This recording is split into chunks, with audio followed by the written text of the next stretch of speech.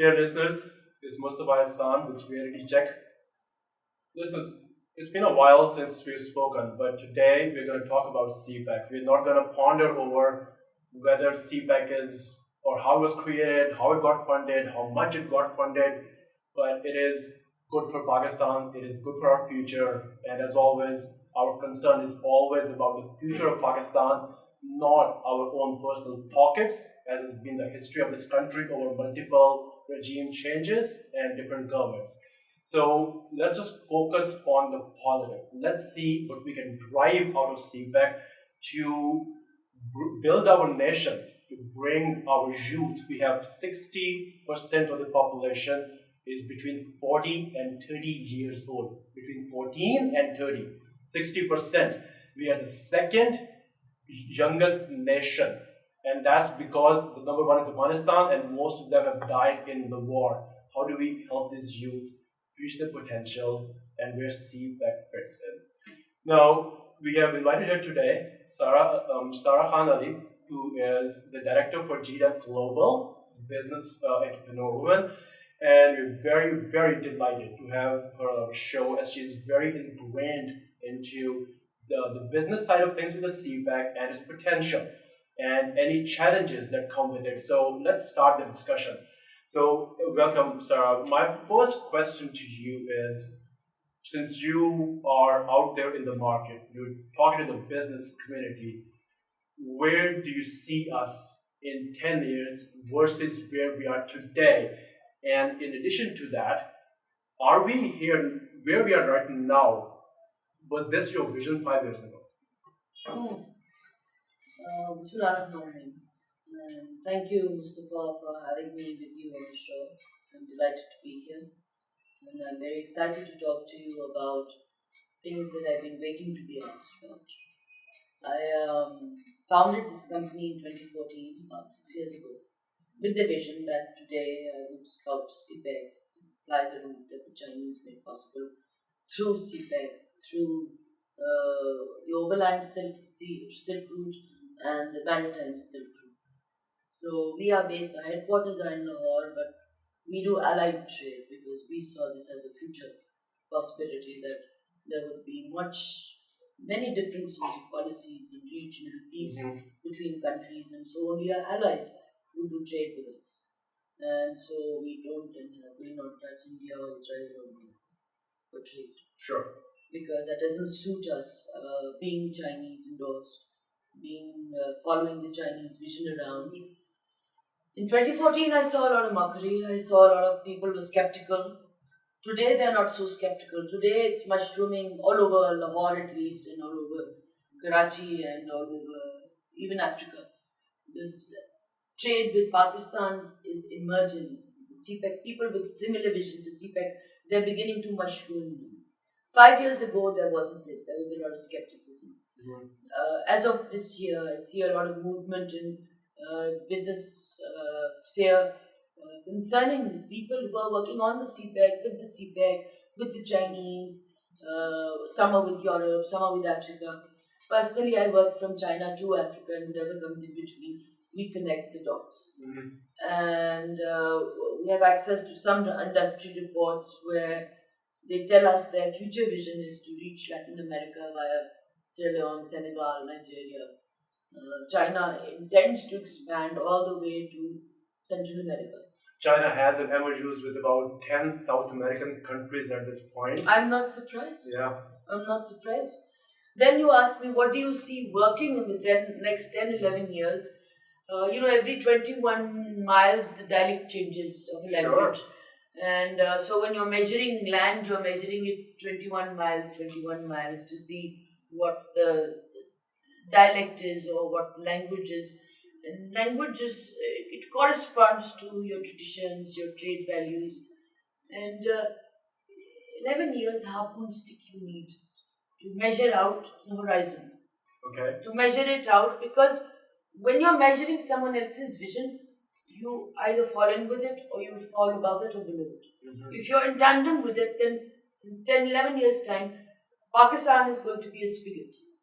जिसके ऊपर नीचे दोनों trade होगा, upside and downside. Okay. From the South province of China via Sust and Huzda, they're going to come in to Pakistan. And likewise, the other port is going to siphon everything back up. So there's going to be a lot of reverse trade and counter trade. And this is what the Chinese are counting on. Of all their 37, 38 countries that they've invested big money in, like they had in CPEC, Pakistan is perhaps the most expensive project that they did. Sure. Where do you, I think in our earlier conversation we were having also, you had mentioned that they have kept different pieces of the one belt, one road initiative separate. And which is a very Chinese thing to do in a good way. It's good for Well, them. the calculator is They- an abacus, so yeah. hang that. So they Take that. are definitely kept it separate. But they are. My point of coming to that was eventually their plan is to connect 137 countries, Yes. and yes. CPEC is going to be at the very root and the heart of it. Well, it is a very, very important spigot close to them. It's going to allow them to go up and down that stairway. So you It's not talked. like there's a stairway. So you talked about how beneficial this is going to be. Now let's factor in. I want to hear your honest opinion on the volatility of this region, the volatility of the Pakistan government changes, the volatility of pressure from other elements, be it the westernized world or somewhere else. If things are, let's just say things are not static. We know that the government is going to change. So nothing is ever right. static. So let's take a changing, volatile view of the political situation this Pakistan sits in this region as a whole, not our government, just the region as a whole. How do you see a challenge or an impact from that on CPEC? Well, I see one thing happening, and that is that China is going to do everything possible to maintain peace with CPEC, through CPEC, and off CPEC. They're not going to want to blow up a $67 billion project. I don't think anyone wants to see that. And well, there are people who do. Sure. There are people who do. There's a troika of countries. There's dushmanon ki koi kami nahi. Absolutely. When you're the loaded one with goods, there are many people who are going to want to be part of it, and many people who are going to want to break it up. Understood. Just to be a dog in the manger. You make a good point. Yes. Politically, I think our aim has been, during Musharraf's time, Gawada began being a project with the Chinese. Then PPP came and they furthered all the paperwork. Then PMLN came and the Brownberg Foundation cutting began. Mm-hmm. Then came PTI and we finished making the roads and started on gas and electricity infra projects with the Chinese. So the long running has been that no matter who's changing government, who's at the top, we are still working towards a common interest called CPEC in the government. If you count the governments, 5 years, we have been consistently progressing with CPEC. Whether we are corrupt or not corrupt, rational or not rational, whether we are prepared or not prepared, progressing or not progressing. Sure. Even if we are not progressing, still there's forward movement where CPEC is concerned. If there is trouble, they are trying to put that to peace. For example, the Taliban. Right. Today they are talking a peace deal. They're talking government. For the region, China is interested that we have peace. Russia is interested that we have peace. Agreed. Pakistan is interested that we have peace. Iran and Saudi are interested that we have peace. Is India interested? Most likely not. Is Israel interested? No. Well, they are just about things, yes. But America, it shows an equal face to Modi and it shows an equal face to Imran Khan. They're as friendly with Modi as they are with Imran Khan. I do like to say that a country can never be a friend of another country. They just have common interests.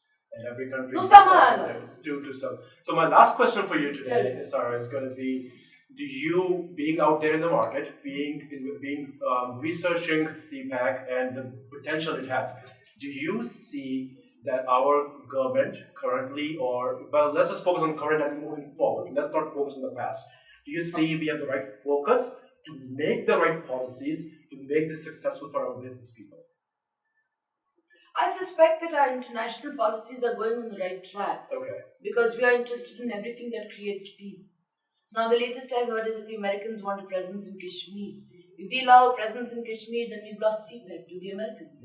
And everybody is going to want a piece of this pie because it's such a jewel. Sure, It's such a absolutely. jewel in the crown of the maritime Silk Route. But does Pakistan have its focus on making those policies not just for the region and having peace, but for the business community financially to make it viable for them to invest in it? Very much so. Okay. Very much so. Everybody's gung-ho about trade with the Chinese. We're setting up PayPal accounts. Infrastructure is happening. Chamber of Commerce is buzzing.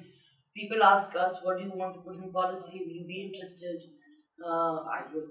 I would as an early harvest company. And I believed in the CPEC vision from the beginning because it's tradition in our family to believe that the Chinese were coming for 160 years. Finally, they're here. We are prepared. All right, Sarah, it's an absolute pleasure talking to you today. Listeners, I hope you will enjoy this conversation as much as I have.